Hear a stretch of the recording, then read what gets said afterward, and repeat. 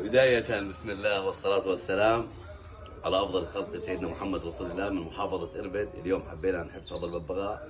طبعا طلعوا يا إخوان، شوفوا قبل وشوفوا بعد. إخوان مش كل من حفظ ببغاء صار معلم. الشغل لا بمقص ولا بعدة الحف. الشغل يا إخوان بالتكتيك والفن، وإشي متكتك. وراح أعطيكم شغل بإذن الله تعالى. إشي أكيد دقيق لي عم مقاربة بس خلي الناس تشوف كيف كان وكيف صار. اصلا اغنية كيف كان وكيف صار هاي غناها عشان ميدو الشوبكي. اعطيني فاصل وانا واصل. لا ما شاء الله تبارك الرحمن. اخواني وحبايبي شوفوا لي كيف بعد ما حفينا منقار طلعوا الجمالية، طلعوا الفخامة. اشي على الكتالوج، اشي فخامة. مش كل من حب البغاء يا اخوان حب البغاء، ومش كل من لف صدر الحلو صار حلواني. تبارك الرحمن. اخوكم ميدو الشوبكي في خدمة الناس الطيبة. احنا اليوم بمحافظة اربد، ان شاء الله غدا الله اعلم وين نكون باي محافظه. تحياتي للجميع وتابعوني لتشاهدوا كل ما هو جديد في عالم الببغاوات والحيوانات الاليفه. اخوي عمر بالله عليك كيف؟ بالصلاة على النبي.